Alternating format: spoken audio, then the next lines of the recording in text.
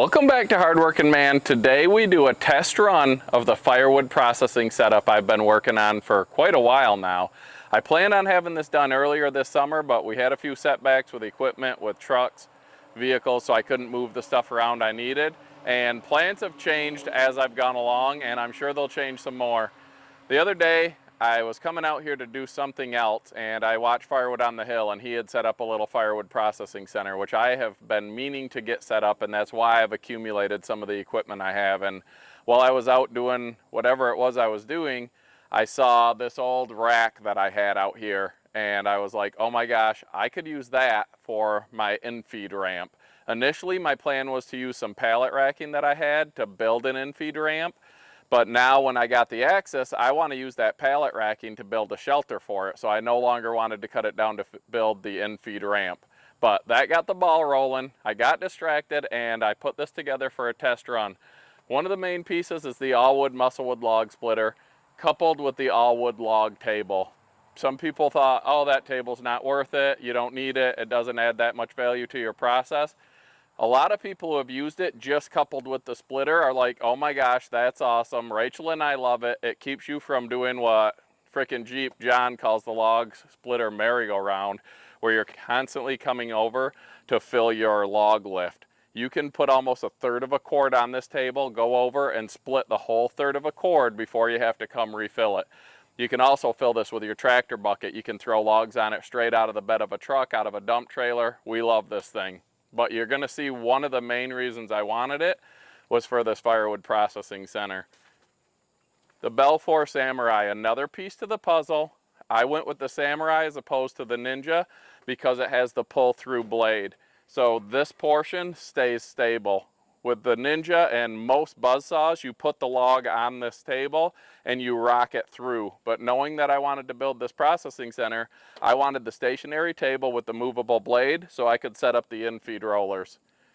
Now, when I bought this Belfour, there were a few things I didn't really like about it. One was the measuring device at the end. It was basically a whip off from a snowplow, and it was pretty chintzy. It would bend and not come back. Eventually, it broke off. I put just a fixed piece of steel on the end and it works pretty good. You can just bump the log up against it and cut it, or you can bump it and roll it forward and cut it. One of the other things I wasn't real impressed with was this. This is an infeed roller extension, so it can support the logs a little bit, but it's pretty chintzy, and one of these rollers actually fell out when this was on my trailer behind my tractor because these just bend. So what I plan on doing is probably using these as stops along this commercial roller conveyor to stop logs from rolling off. But what I did for now, instead of using that chintzy roller, I used a 1-inch square piece of tubing and put it in where that goes, and I temporarily fastened it to this commercial roller conveyor. So it holds the saw connected to the rollers, which will eventually be connected to this infeed table that I built.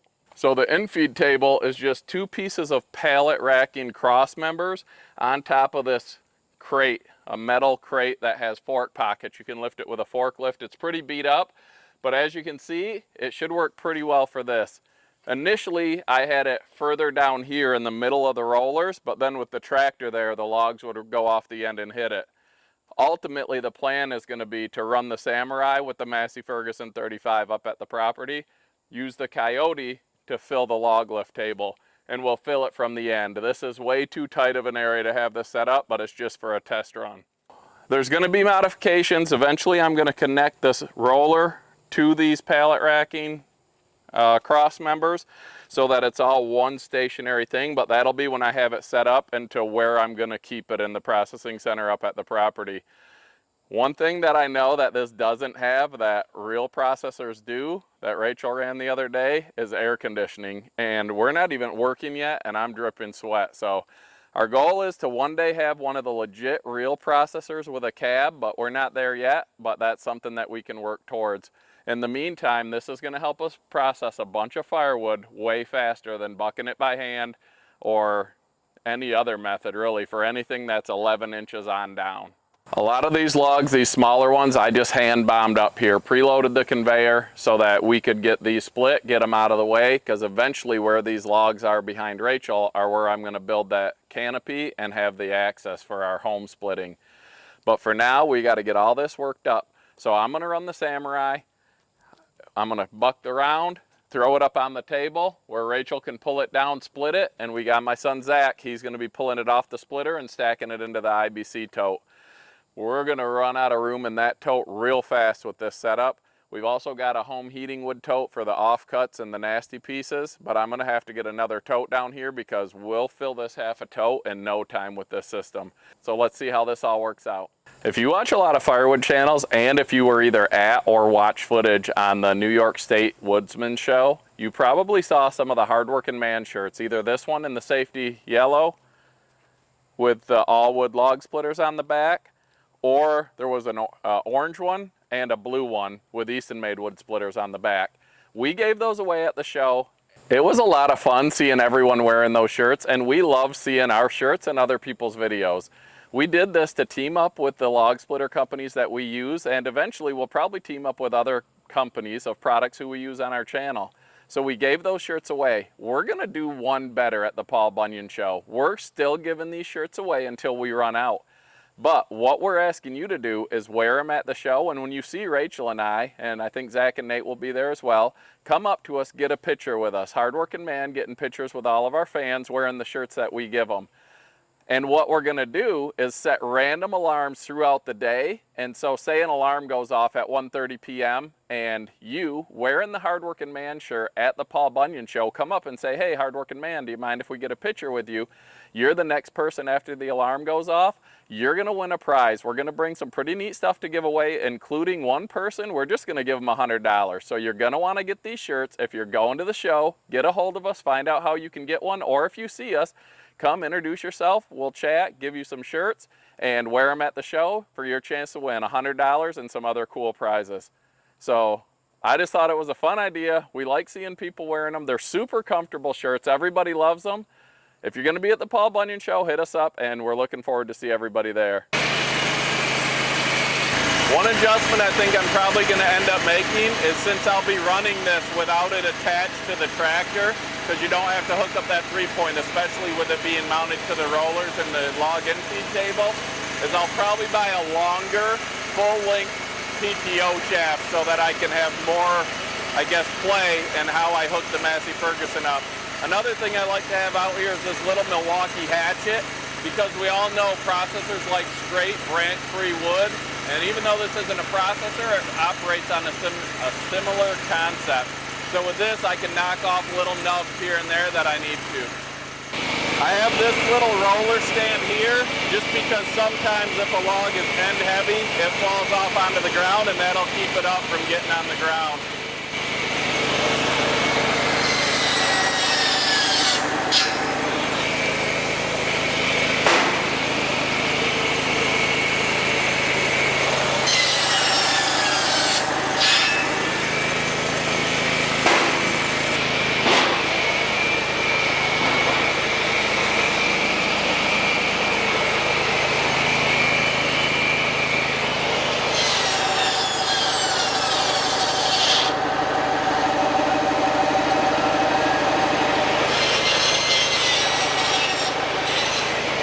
That's about the limit of this saw.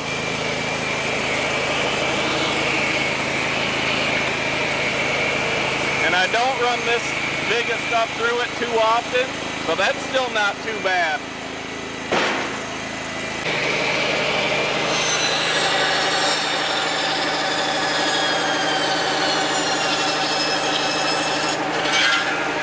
Now I've got a paint line back here as well.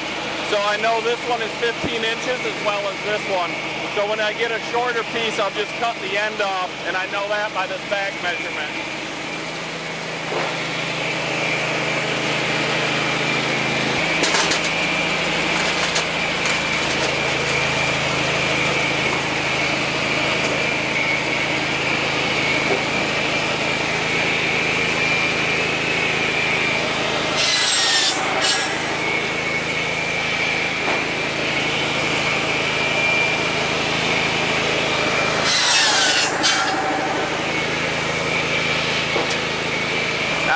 Let's roll the next one down. I removed some of the rollers so that when stuff has branches and stuff, it doesn't get stuck as much. But I mean, that's as easy on the back as you're going to get for making firewood without a real processor.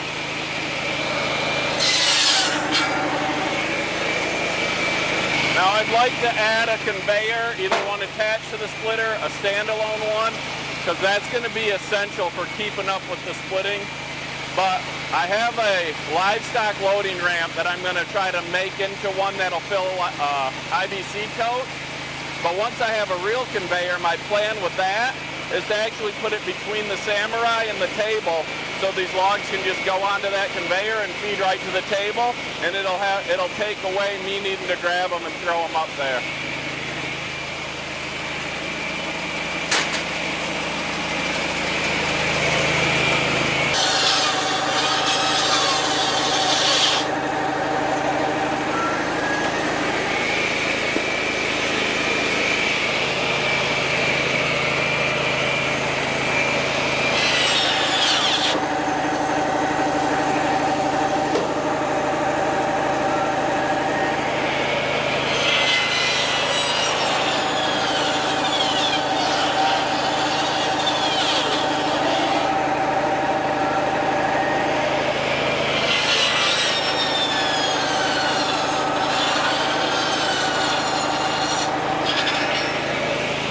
So there you saw what happens when you have a non-square big log in here. Because when it got onto this root flare, it started pinching that blade and stopping the blade.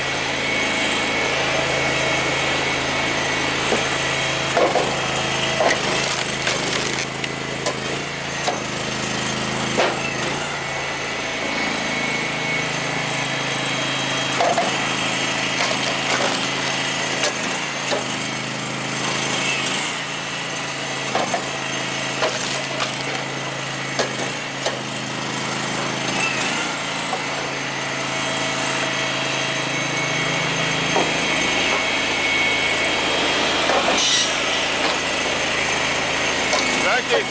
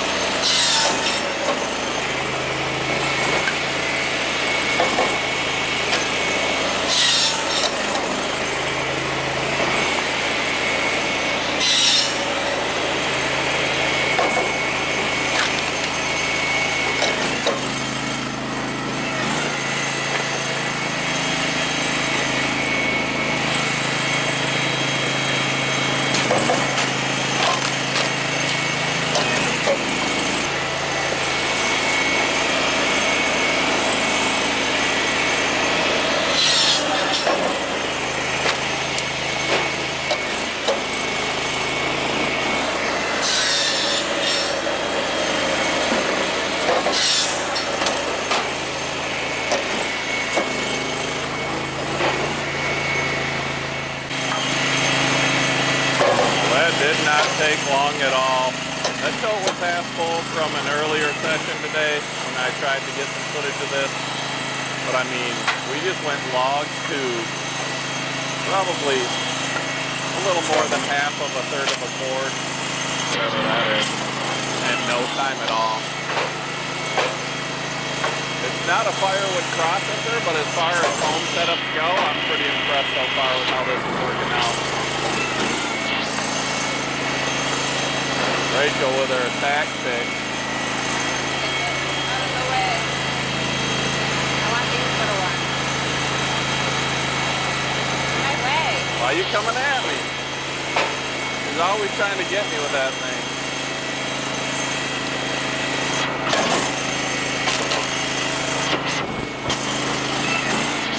I'm gonna have to get another IBC tote over here.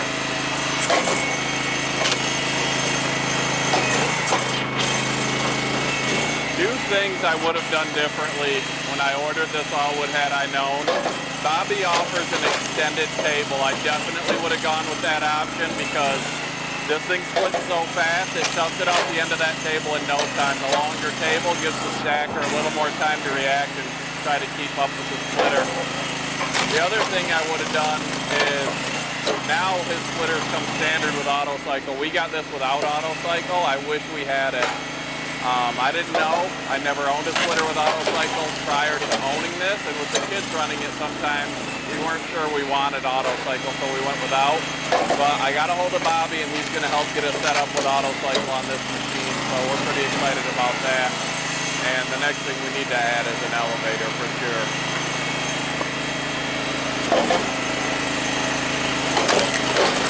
I gotta go get another IBC tote because that one's over full and we still got some logs left on the deck.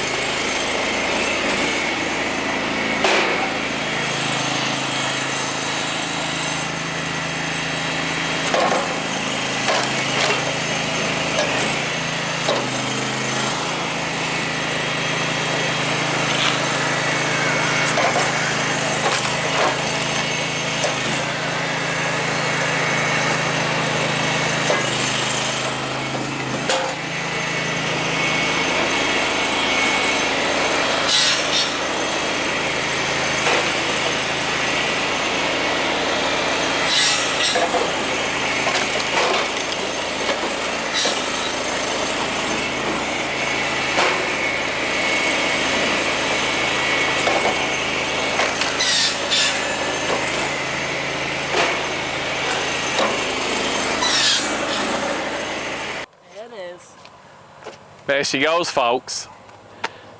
Yeah, Zach leaving a mess over here. You know, it wasn't Mom. What?